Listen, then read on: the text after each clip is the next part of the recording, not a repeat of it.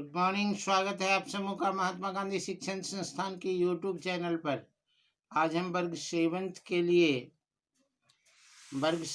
के लिए अभिलाषा पाठ्य पुस्तक के पाठ संख्या 4, जिसका नाम है आशा की किरण पाठ के प्रश्न को हल करके बताएंगे। इसके वस्तुनिष्ठ प्रश्न हम पिछले वीडियो में दे चुके हैं।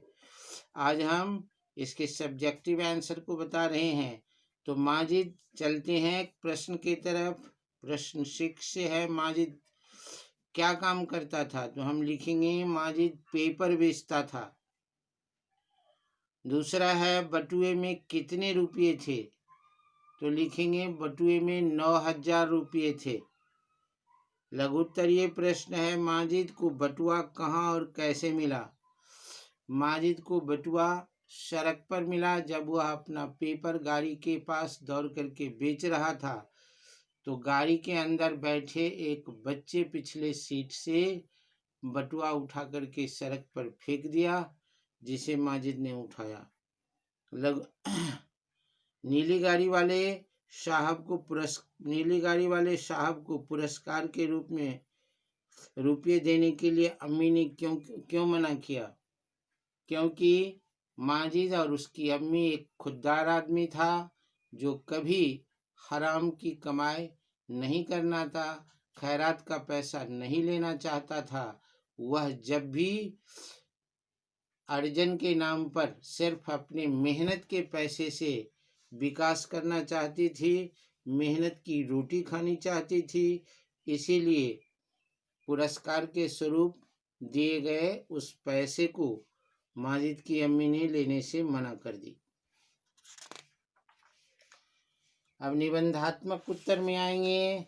दीर्घोत्तरीय में गाड़ी वाले साहब और मालकिन ने किस प्रकार अम्मी की सहायता की? तो हम लिखेंगे गाड़ी वाले साहब और मालकिन ने अम्मी को कॉरपोरेट बैंक से जोड़ करके उससे कर्जे दिला करके उसका सदस्य बनाकर उसके दुकान को चालू करवाया, जिससे वह अपनी मेहनत से उस दुकान में कमा करके उस बैंक के कर्जे भी वापस कर दिए और अपनी व्यवसाय भी चालू कर ली।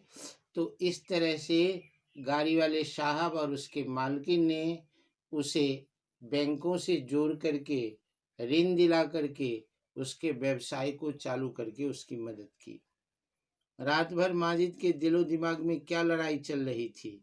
रात भर माजिद के दिलो दिमाग में यह लड़ाई चल रही थी कि इतने सारे पैसे से हमारी सारी समस्याओं का हल हो जाएगा, अम्मी की दवा हो जाएगी, हमारे दुकान चालू हो जाएंगे, सब काम हो जाएंगे। हमने किसी से चोरी नहीं की है, यह मुझे सड़क पर गिरा मिला।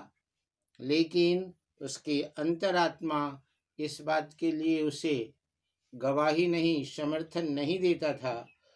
आत्मा कहती थी कि ये तुम्हारा पैसा नहीं है, तुमने यह पैसा जिसका है उस आदमी को भी जानते हो, इसीलिए इस पैसे को तुम अपने काम में नहीं लगा सकते, यह एक प्रकार की चोरी होगी, इसीलिए यह पैसा तुम उसे वापस कर दो। इसी तरह के अंतर्द्वंद रात भर माजिद के दिलो दिमाग में चलता रहा। मूल्यपरक प्रश्नों के उत्तर में आते हैं। आशा की किरण पाठ के आधार पर बताइए कि हमें ईमानदार बनना चाहिए या बेईमान, और क्यों?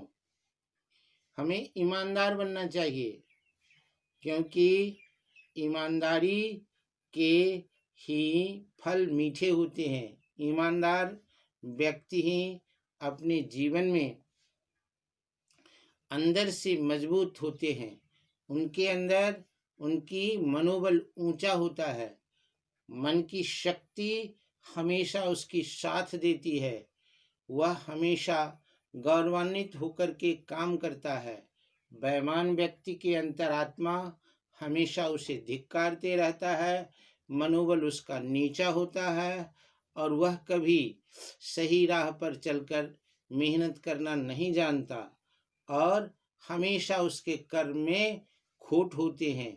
इसीलिए हमें सतत ईमानदारी के रास्ता पर चलना चाहिए, क्योंकि ईमानदारी के रास्ता पर चलने के कारण ही हमारी मनोबल ऊंचा होता है और हम अंतर शक्ति से जुड़ करके आगे बढ़ने में सफल होते हैं। और ईमानदारी का फल मीठा होता है, सिद्ध कीजिए। ईमानदारी का फल हमेशा मीठा होता है। जिस तरह से हमने पाठ में देखा, माजिद द्वारा पाए गए उस बटुए में जो पैसे थे, उस पैसे को देख करके वह विचलित हो उठा। उसे लगा कि बगैर कमाए ही इतने पैसे भगवान के द्वारा हमें दे दिया गया है, हम इससे अपना काम चला ले। लेकिन उस पैसे से उसका काम नहीं चलता। वह पैसा हराम का था, हराम में चला जाता। उसकी माँ और उसकी अंतरात्मा की पुकार उसने सुना और सुन करके ईमानदारी के रास्ते पर चला। तो ईमानदारी के रास्ते पर चलने के कारण ही भगवान द्वारा, अल्लाह ताला द्वारा उसे ऐसी व्यवस्था दी गई, ऐसा सुविधा दिलाया गया, जिसके कारण वह न अपने अंतरात्मा से धिक्कारे गए और ना ही उसकी कमजोरियां, उसकी गरीबियां रही, क्योंकि वह उन ईमानदारी के फल को पाकर के अपनी सारी व्यवस्था को विधिवत व्यवस्थित कर लिया और पुनः अपने राह पर लौट करके पठन पाठन में लग गया। उसकी माँ की भी व्यवसाय चलने लगी। यही ईमानदारी का फल है। तो आज के इस वीडियो में आपको इन प्रश्नों का उत्तर दे करके आपके पाठ्यक्रम को आगे बढ़ाने के लिए यह आपके फेयर में मदद करेंगे। आप इसे फेयर में अंकित करके इसे याद करने का कोशिश करेंगे। धन्यवाद।